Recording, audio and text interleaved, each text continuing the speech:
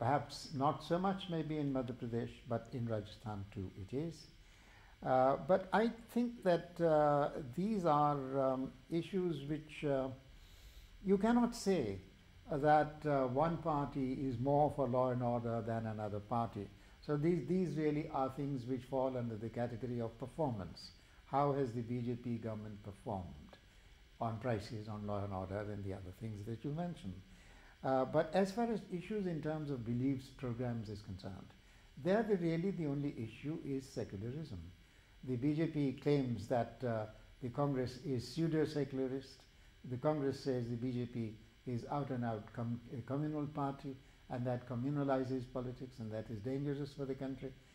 But there are problems with these claims. For example, the CPI, CPM, Janata Dal also claim to be secular parties. In fact, I think they can more honestly claim to be secular parties than the Congress, which at various times has accommodated communal elements.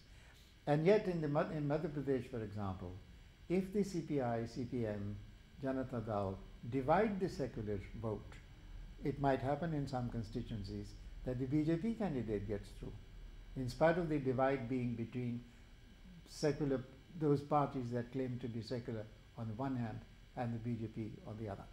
Now, sir, coming to the Madhya Pradesh, as you said, what about the factionalism, which is playing a vital role in MP?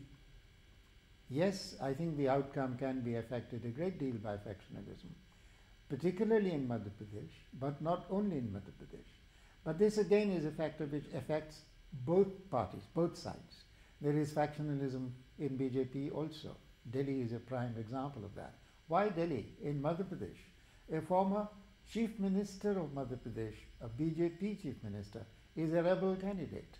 So therefore, I think that the problem of factionalism and what that might do to the prospects of the party concerned is common to both the major contenders. No, sir, what is the scene of anti-incumbency in all the four states? I think the incumbency factor has in the past been an important one, and where, as we were talking earlier, is a question of performance. An incumbent government whose performance is not seen to be satisfactory is certainly going to be hit by the incumbency factor. But then there again, you have the incumbency factor going against BJP perhaps in Janata, in Delhi, in Rajasthan, and going against the Congress in Madhya Pradesh.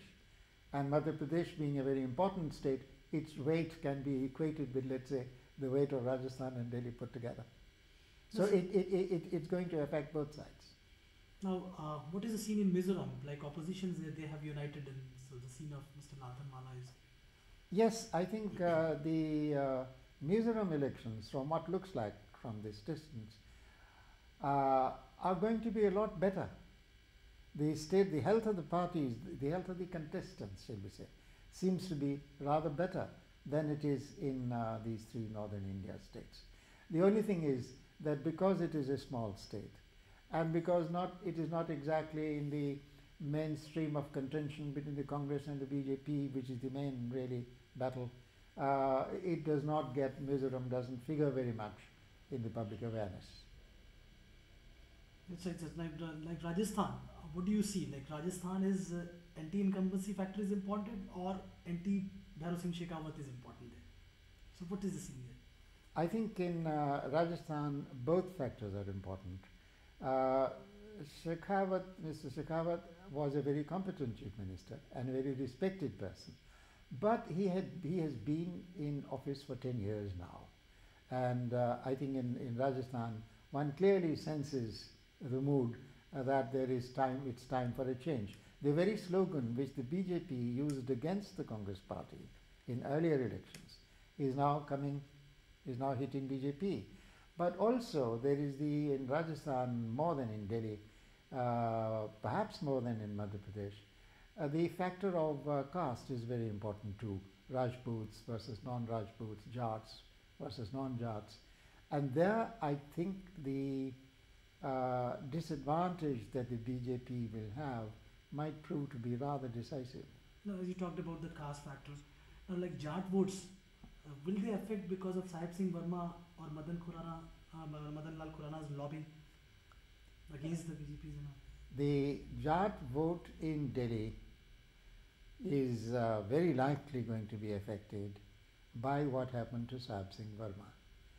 Why BJP had to make that change in the kind of manner in which it made that change. A change could have been made at any time and in a better manner.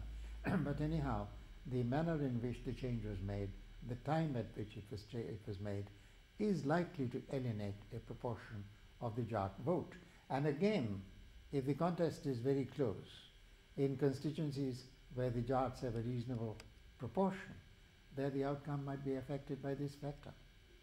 So, the 45 days of time which Sushma Swaraj was given, do you think was it a sufficient time for a chief minister candidate or the chief minister in Delhi to prove his worth or her worth? I think not. I don't think that this change has been very fair to Sushma Swaraj. She is a very desirable candidate, first of all, let me make that clear. I think that she, of all the candidates in the race in Delhi, she is probably the most desirable as a person and also as a seasoned person. But I do not think that by putting her in charge of Delhi in the period of just a few weeks, that she could have made too much difference. She wasn't given the opportunity, the time to make some difference. Yes, to an extent it might have been thought that she would counter the appeal that the Congress candidate, the leading Congress candidate, Ms. Dixit, that she might have for the women voters. So Sushma Swaraj would counter that. But at the same time, you cannot say that her success will depend upon her performance as chief minister, because she hasn't had the time to perform as a chief minister. Exactly. So now coming to the national issue, like, do you see that these elections are going to be a referendum for both the parties, Congress and BJP? The Prime Minister has been repeatedly saying that this is not a referendum, and in fact the Congress party has been saying that he is claiming this is not a referendum, and thereby he is conceding that the BJP might be losing these elections. Now, I think that the fate of the effect of these elections upon the stability and standing of the government depends very much, of course, upon what the outcome is going to be. I would say that if there is a sweep by either side, that might affect the fortunes of the government. A Congress sweep in all the three states will certainly hurt the BJP standing. A BJP sweep will certainly hurt the ambitions and hopes of the Congress party. But it does not look to me like that. It doesn't seem to me that there is going to be a sweep. Either the states will be decided 2 one side, 1 on the other side, or the results within each state will also be fairly narrow. No, it's a hypothetical question, but still I would like to ask you that in case if the Congress wins, are the chances there that they might topple the BJP government? If the Congress wins in all the 3 states, the effect of that will not be immediately felt on the floor of Lok Sabha, because no Lok Sabha seats are involved in the election.